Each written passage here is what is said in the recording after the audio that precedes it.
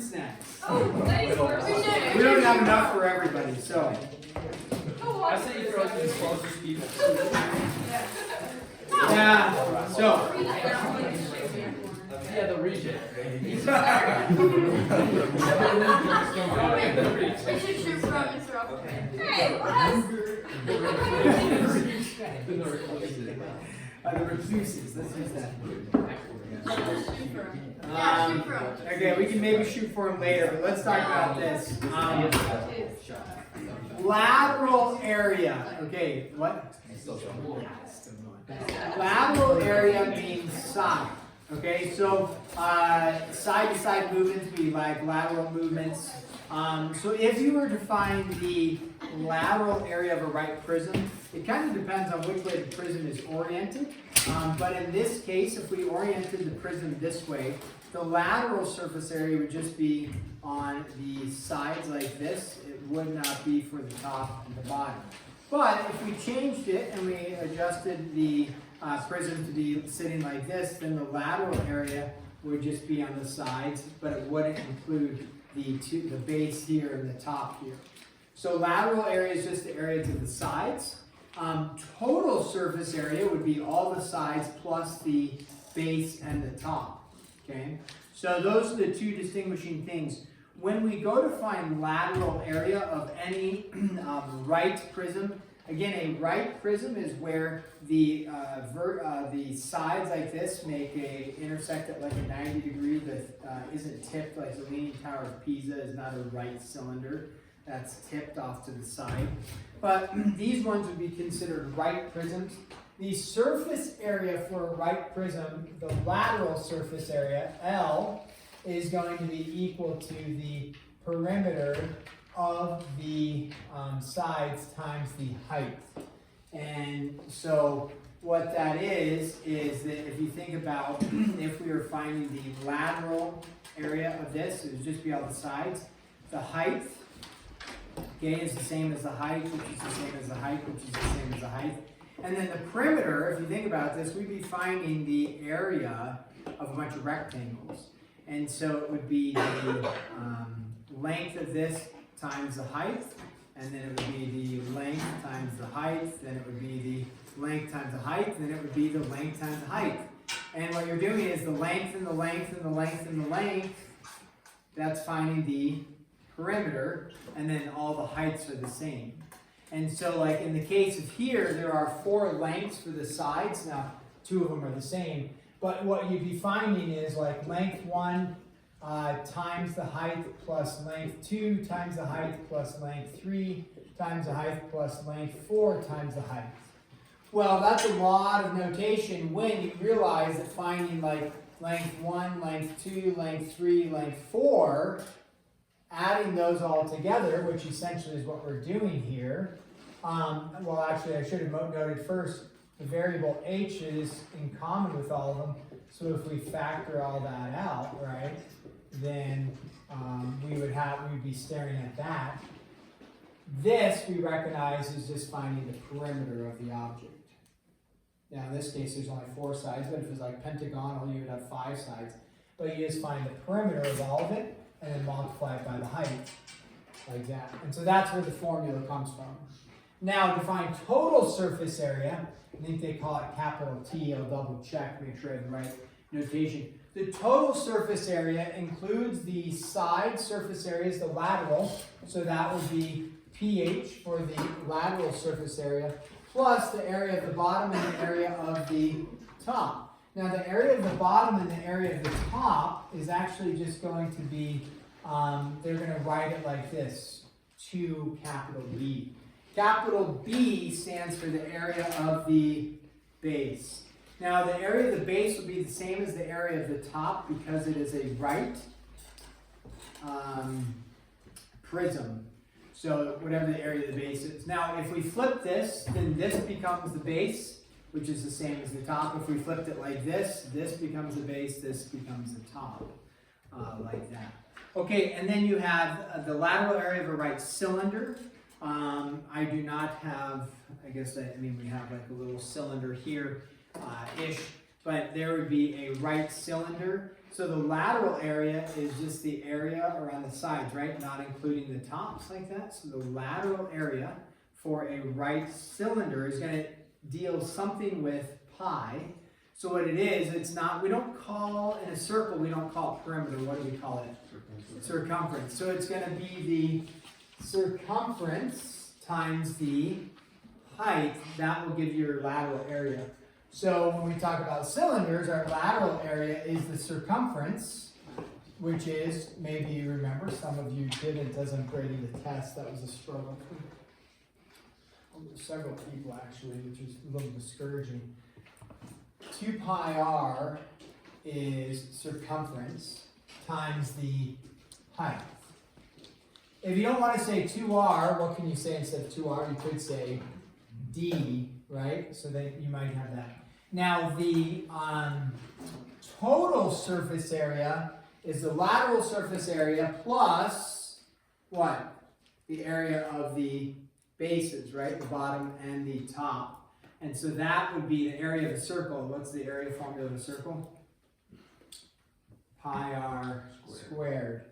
So this is going to be 2 pi r h plus, there's 2 of them, pi r squared. And they just put pi r squared there. Because in a cylinder, it's always pi r squared for the area. In a prism, it will not always be a rectangular prism, so it won't always be length times height or base times width. It might be something different. It could be a pentagon. You have to find the area of a pentagon. In which case, that's why they just say the area of the base, because that area formula is going to change based off of what type of base you have. Okay? So that is some, a couple formulas, 4 formulas total. Let's this, find the lateral and total surface areas.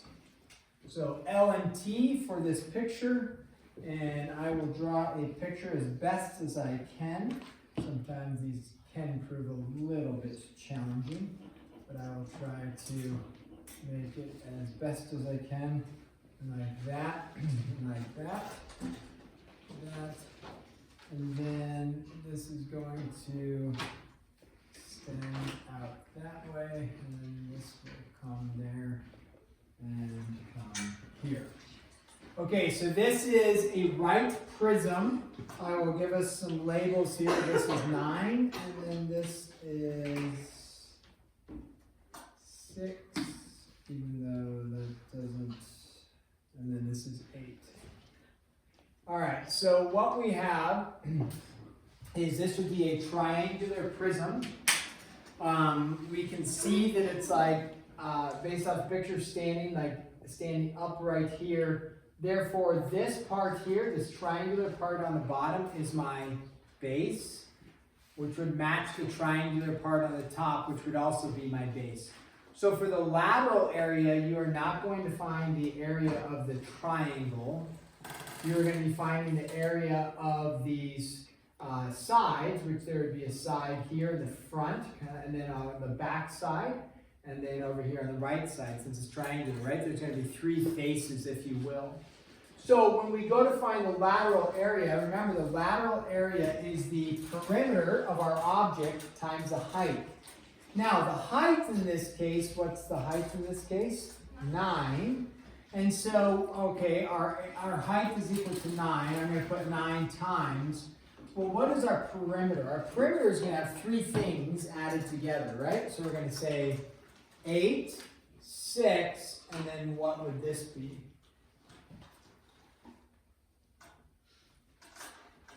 10. You can either do Pythag theorem or recognize that it's a Pythag triple. Yeah, so they love their Pythag triples. So you'd have to do a little bit of work to find out what that hypotenuse is. And so that's a 6 plus an 8 plus a 10.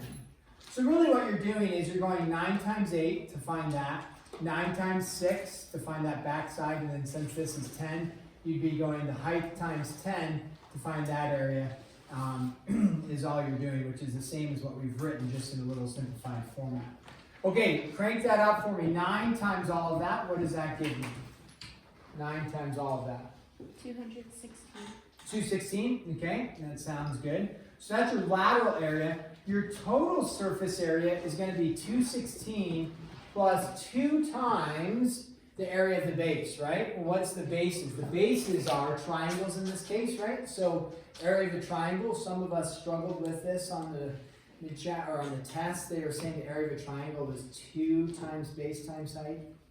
What's the area of a triangle? Not 2 times base times height, but yeah, it's 1/2. So 1/2, right? Base times height. What's the base in this case? It could be 8, it could be 6, it doesn't matter. And then the height would be the other one. Now in this case, it's 2 times 1/2, so those are actually just going to cancel to be 1. And then you have 8 and 6, which is 48, right? And then 48 plus 16 gives us 264. And I didn't write this, but units squared. I didn't give us units, but it'd be units squared. Okay, so let's take a look at a cylindrical object now and see if we can come up with something. And that would be, let's do this one. If we have a cylinder here, here, here. Okay, and then we have a radius of 5 and then a height of 3.8. Okay, so for this, it's a cylinder.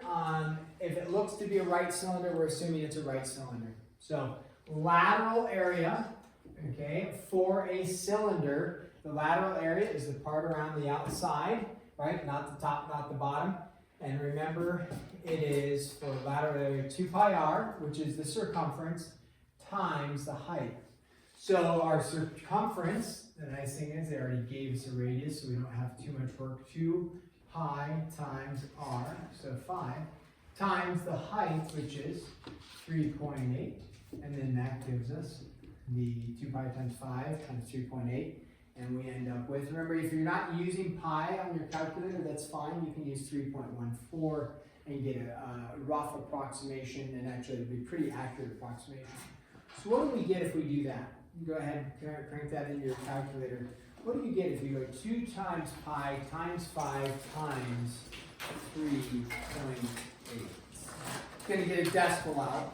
We could say leave it in terms of pi, but in which case you just multiply, 10, 2 times 5 is 10, 10 times 3.8 would be 38. So you could just say 38 pi if it said leave in terms of pi, but if we want a decimal out, we need to multiply that by pi. What do we end up with? 119.38. 119.38, okay. It seems reasonable. And then surface area, how do I find the total surface area? It's the lateral, 119.38, right?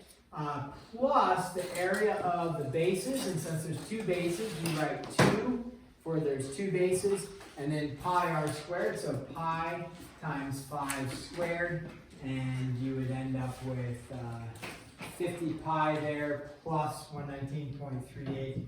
So our total surface area ends up being 276, rounded. There's a decimal in there, but 276, does 276 seem accurate? You got a couple of head nods in agreement, so 276 there. So that would be your 2 right there. Okay, then I'm trying to think if there's other. Let's try this one as well, just to give a different look to it.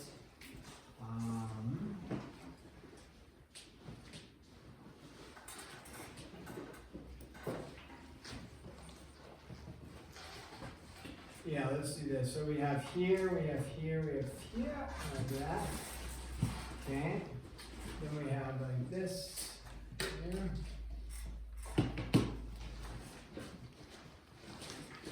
Okay. 8, 20, 10, and 14. All right, so this picture is drawn in such a way, when you go to find the lateral area and then the total surface area, one thing you would want to consider is how you look at the shape for this. So this one, I'm trying to think of how we want to consider this one.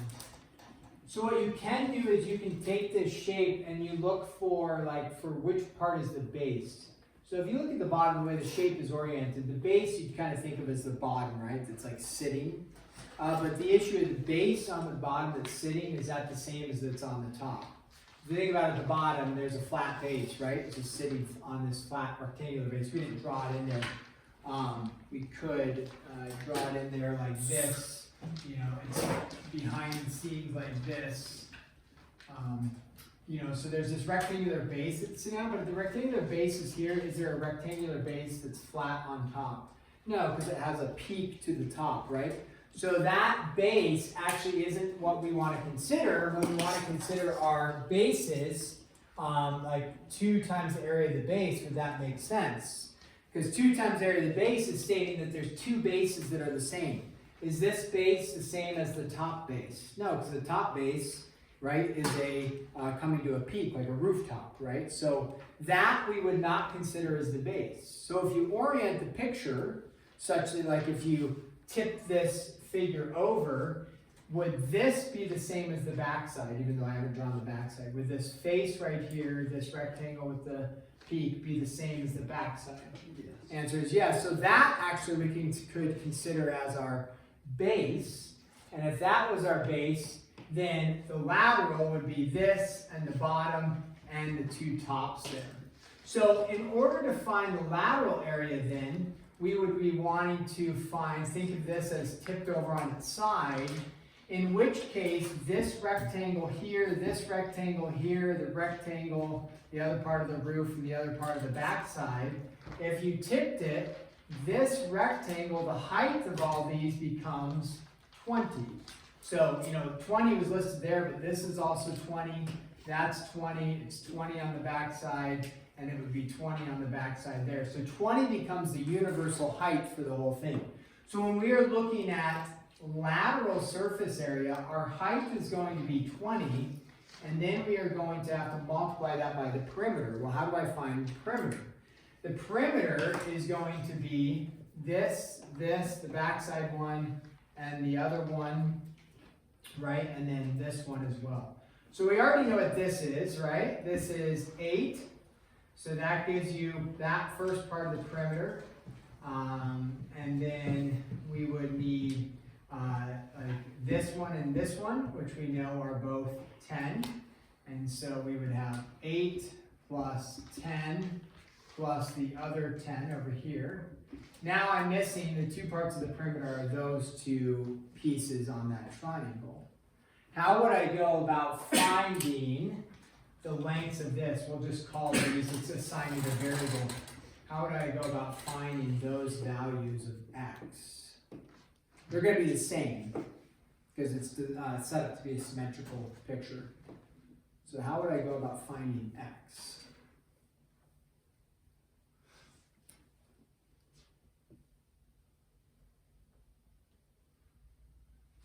So we have this, right? Let's draw it separate, like here. And this. What do we know the total length is? Did they give us the total height? The total height there? Yeah, the total height is going to be 14, right? So from here all the way down there is 14. This side is 8, right? So if we take this and go over to here, that's 8, right? So we're now creating a triangle, right? This triangle, which is isosceles, you're creating a triangle that says that's 8. Now that kind of looks equilateral, but don't go off of the picture. We know that the base is 8. What do I know the altitude is right here? Yeah, 4. How do you get 4? Because you subtract the 10 from the 14. Yeah, the 14 minus the 10 height, right? This is 10 to here, so that leaves us with 4 going up. Okay, so now I have this, and I have x there. If you think about this triangle, right? There's our dotted portion. This is 8, so therefore, and then the dotted part is 4. What's this? If the whole thing is 8, this little portion has to be 4. What kind of triangle did I just create? A right triangle, and then very specific, and it's an isosceles right triangle. In an isosceles triangle that's right, what do these angle measures have to be? Not 60, like some people stated on the test, but 45. Now, in this case, 2 ways to go about it. Pythag, which is very reasonable, or what kind of triangle is it? 45, 45, 90. What's our ratio? Which again, people messed up on the test. Keep referring to these things. It is not root 3 in a 45, 45, 90. It is root 2. So you can do Pythag theorem or just know your 45, 45, 90 triangles and it's root 2. So now we know that this is root 2, 4 root 2. This is 4 root 2. So 4 root 2 plus 4 root 2. There's 2 of them there. So that's a little bit of a journey to get to that for finding the perimeter here to here to here to here to here. We found the perimeter of our unique looking base of our pentagon. And then we multiplied it by the height, 20. And what do we end up with for that whole lateral area? 20 times the quantity 8 plus 10 plus 10 plus 4 root 2 plus 4 root 2. What do we end up with for that? Decimal form is fine. Anybody crank that one out? That's too much work on a Friday in May. We can't do that much work. Duly noted. I'll let your employer know. Friday in May. Don't ask him to do a little bit of work. It's too much. What do we get? What do we get?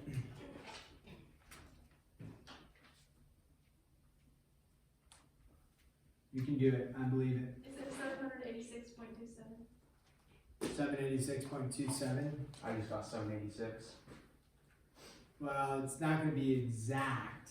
But I also didn't do I just did the decimal form of that. And then rounded it. So 786. I got 2 people saying 786. And then, what did you get? 786? Okay. 786 seems reasonable. 20 times that. You know, all of these numbers added together. So now, how do I find the area of this shape right here? I've actually done a lot of legwork for it.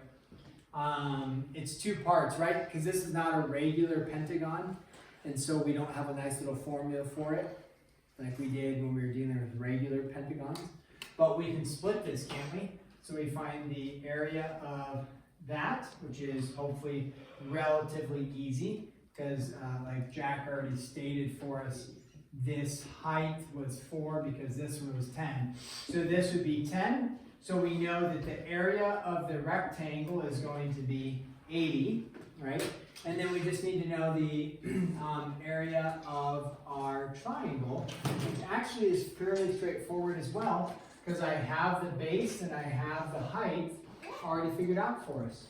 So the area of this shape, let me just put it underneath it, is going to be the area of the rectangle, which was 10 times 8, plus the area of the triangle, which is 1/2 base, which we determined was 8 times the height, which we determined already was 4. And so we get 80 plus 16 is 96. And we get 16 from going 1/2 times 8 is 4. 4 times 4 is 16. 80 is 16. And then we just tack on for total surface area, you use your lateral plus 2 times the area of the base, which was 96. So 786 plus 2 times 96 should give you 900 something, right? It does, or should. 900 what? 978. 978, that seems also reasonable. And then technically, we didn't put any units on it, so we would just say units being squared. And you have a total of 978. So that one took a little bit of work to get there because we had to think about flipping the picture so the bases are the same. So does that make sense for bases? You can't just look and say this is our base because the base is not the same here as it is up there.